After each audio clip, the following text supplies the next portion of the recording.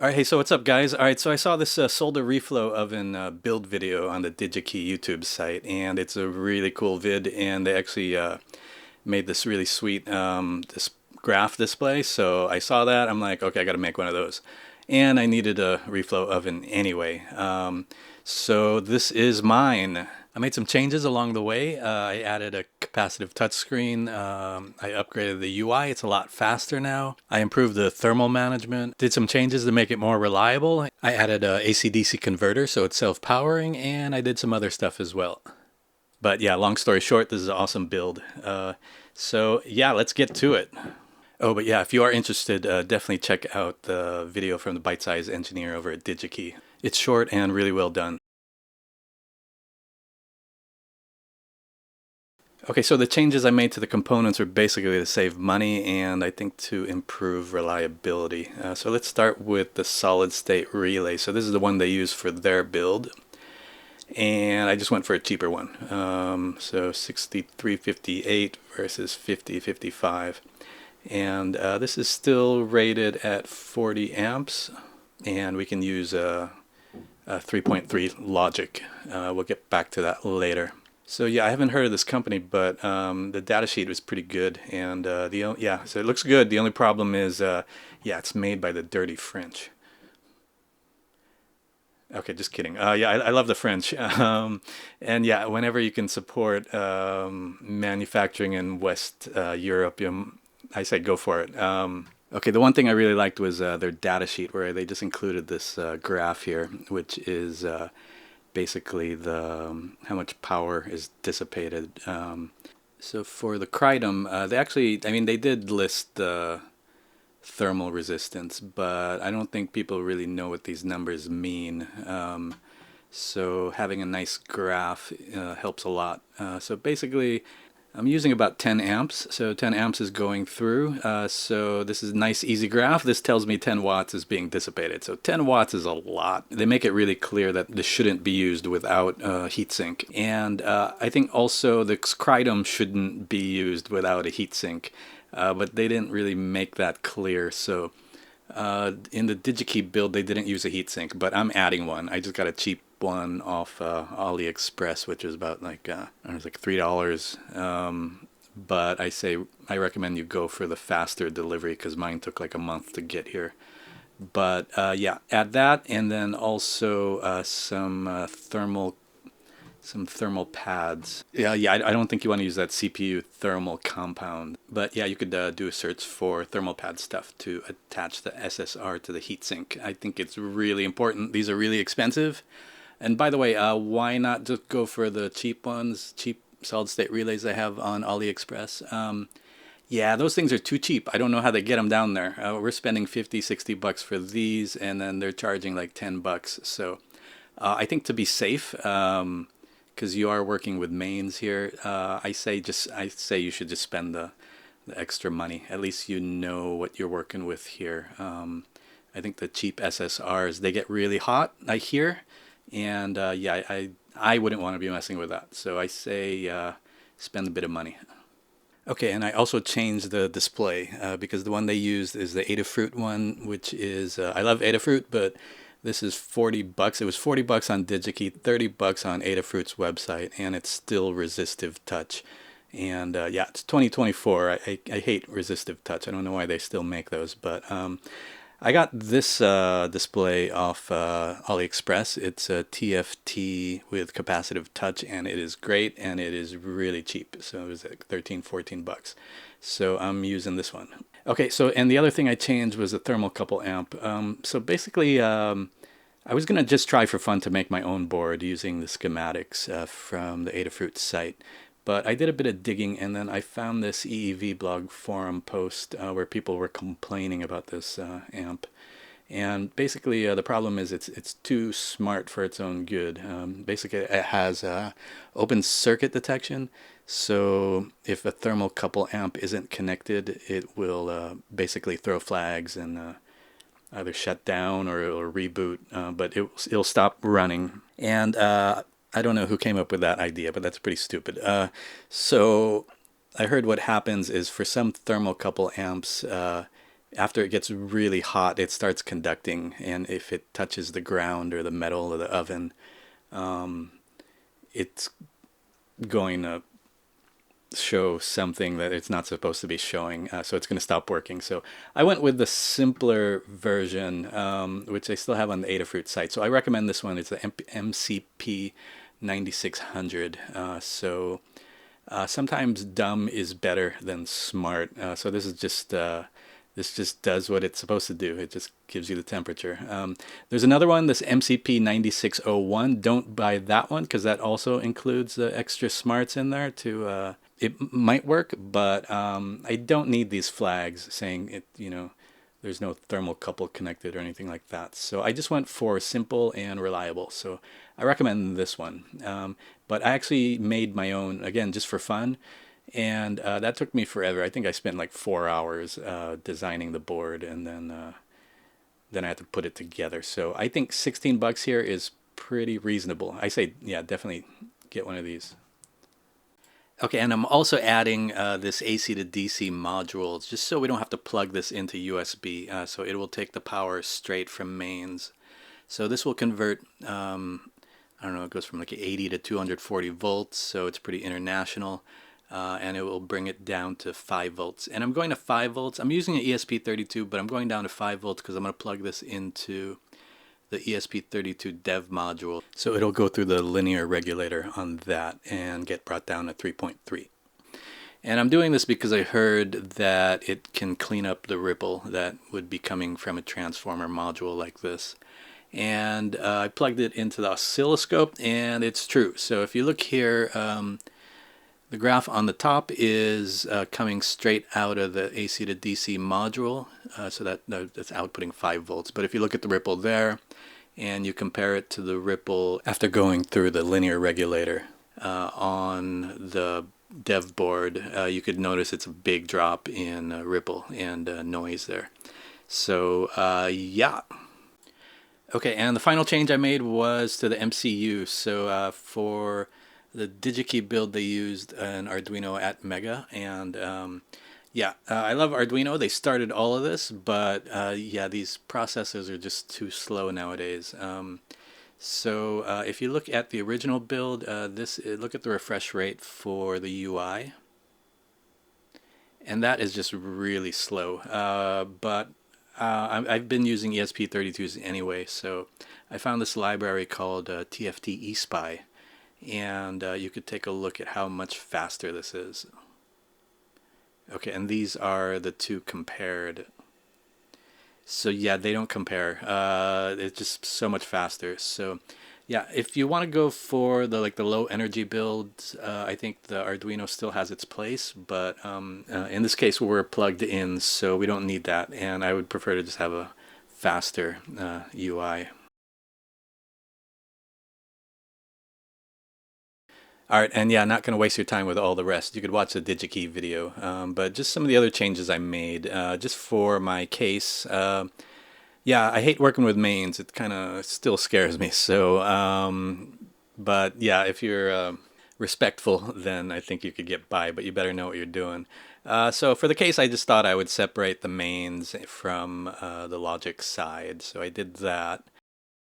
And as for the toaster oven, there was one point. So yeah, the Bite Size engineer, when he designed this build, it was basically he wanted all the controls to be done through this plug.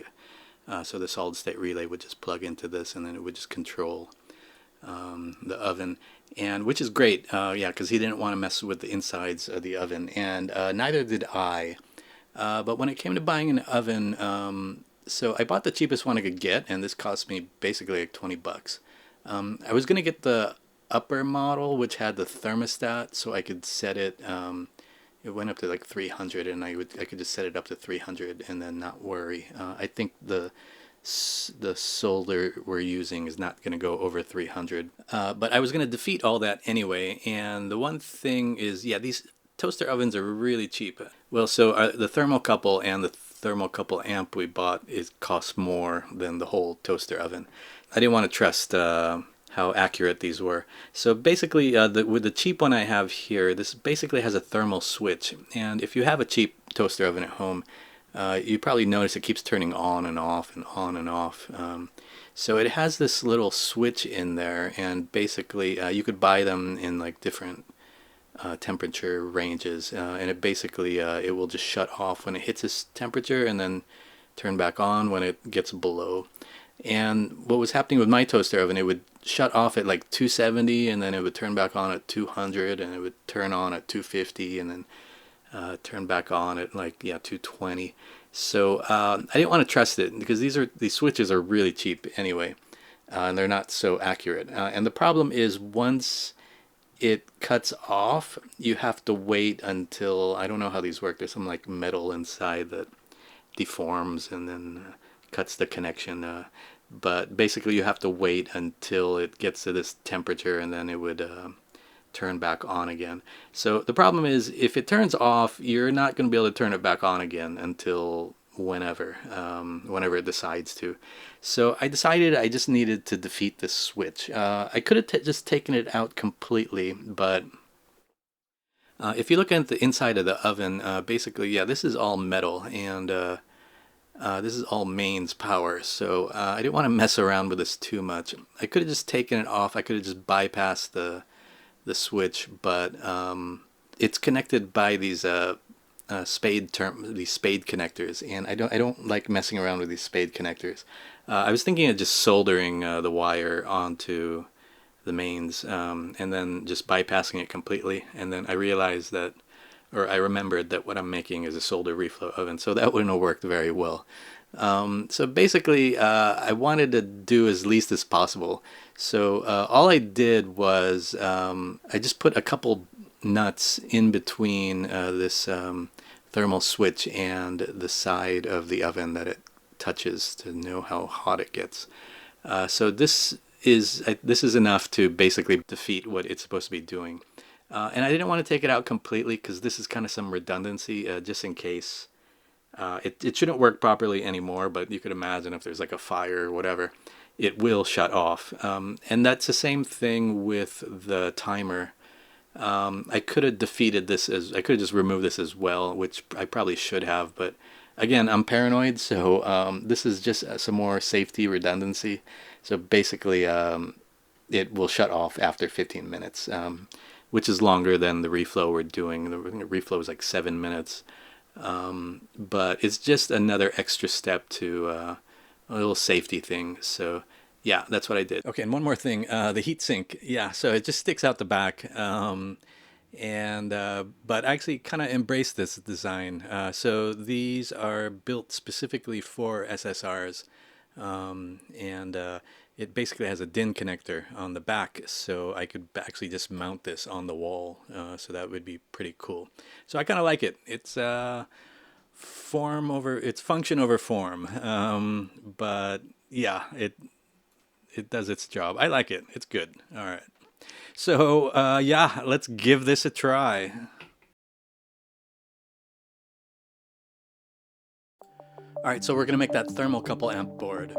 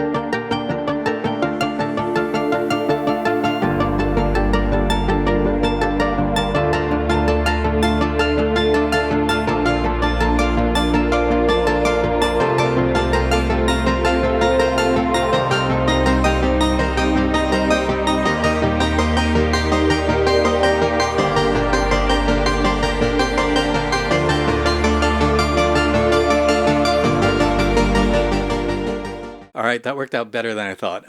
So basically, this video is long enough. I won't take up more of your time. But basically, if you want to build your own, all of my code, my Fusion 360 files, and my STL files are down in the description. As for the code, I basically set it up as like pretty much bring your own display, touchscreen, and thermocouple amp. But this is kind of dependent on the eSPI library, so this is only for like ESP32s and above. This is not going to work for the Arduino Mega, but yeah, if you have a fast processor with lots of RAM, this should work. So I recommend just going to the eSPI GitHub. You could check if your display is supported, and they support a lot of displays. As for the touchscreen, it's basically if you could find your own library that your touchscreen works for. Basically, you just need to change these 3 lines of code. It's basically how it reads the X, how it reads the Y. There should be an interrupt pin, and basically you just have to define which pin is that interrupt. It's basically when someone touches the screen. So you change these 3 lines. And as for the thermocouple, this is pretty easy as well. So basically you just install the libraries that normally run your thermocouple. You would do that as well with the touchscreen. And then basically the call that checks the temperature, you just want to replace it here.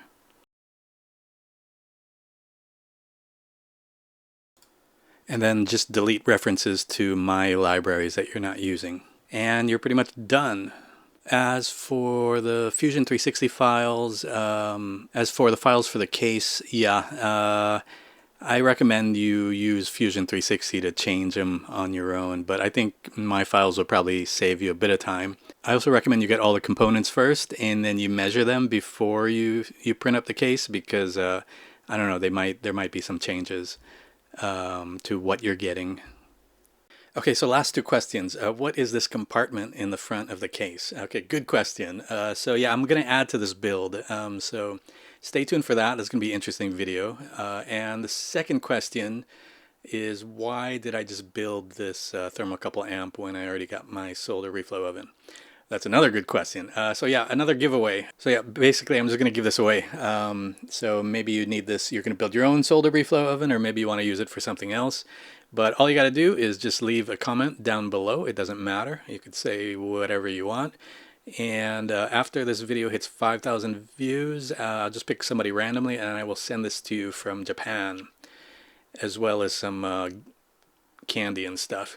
But yeah, that might take a while. Actually, YouTube is burying my videos. There's another video here I did a giveaway, but YouTube is not showing that. But yeah, when this video hits 5,000 views, I'll just pick somebody randomly, and I will send you this thermocouple amp along with some candy. Oh, and one more thing. Actually, I was thinking about making a smartphone app so you could control your solder reflow oven. It'll be both iOS and Android. So let me know if you're interested in that. I think I could knock that out in like a weekend. And also, if you're interested in making your own apps to control your Arduino projects, you could check out this video that I made here. That'll show you how to do that with capacitor. Alright guys, that's it. Take care.